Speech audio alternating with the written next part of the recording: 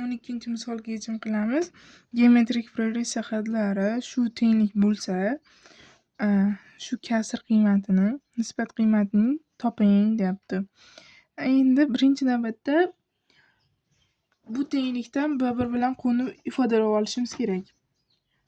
B4 minus B2 teng 5 ga ko'paytiraveramiz bu tomonga. 5 ko'paytirilgan B3 minus 5 B2. Endi bu tomonga o'tkazdirib yuboraylikmi? Yo'q, shu holatda yo'yamiz. Qarang. B4 B1 ko'paytirilgan Qning kubi minus buni bu tomonga plus qilib o'tkazib yubordim B2 borligi uchun. Plus 4 B1 Q teng 5 B1 Qning kvadrati. Endi qarang, hammasida B1. B1 ga bo'lib yuboryapman. B1 ketdi, Qning kubi qolyapti, plus 4 Q qolyapti, teng Q kvadrat. Endi bu tomonga o'tkazdirib, Q kub minus 5 Q kvadrat plus 4 Q degan narsa kelib chiqadi.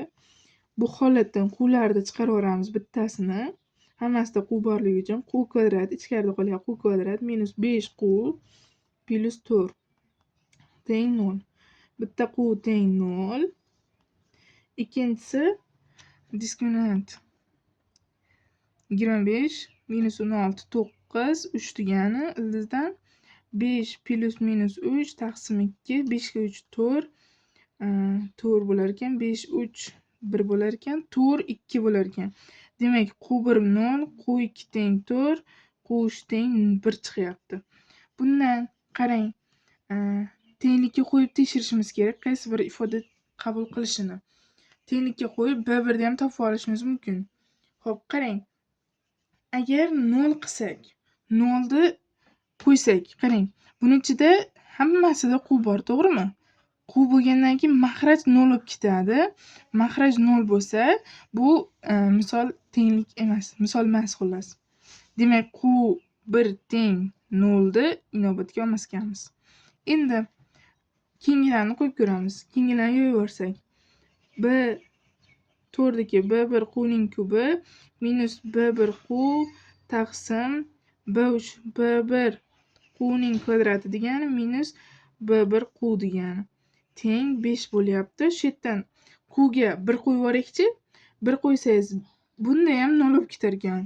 Qarang, 1 qo'ydim. B1 minus B1, B1 minus B1 0 bo'lib qolar ekanda, Q ham inobatga olinmaydi ekan. Faqat Q2 teng 4 degan narsa qolar ekan. 4 ni qo'yib chiqsangiz necha hosil bo'lar ekan?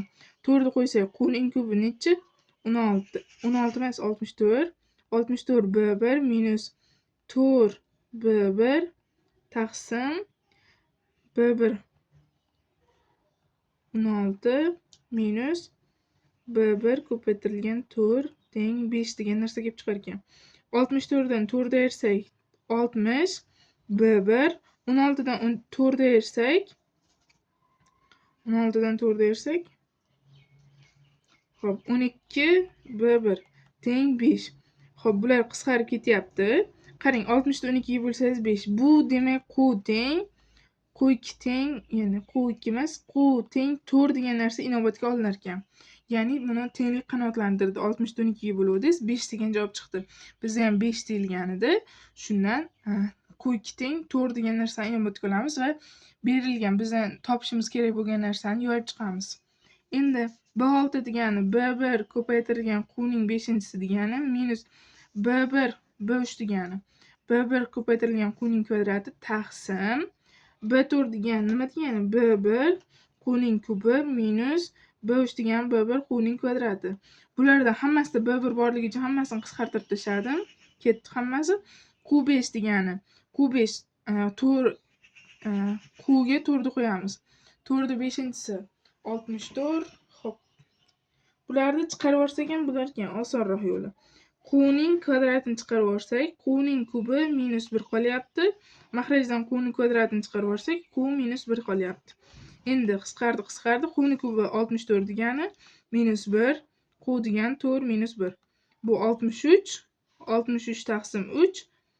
Bu degani 21 degani. Javob 21 chiqar ekan. 12-misolda 21 degan javob bor. S javobda berilgan.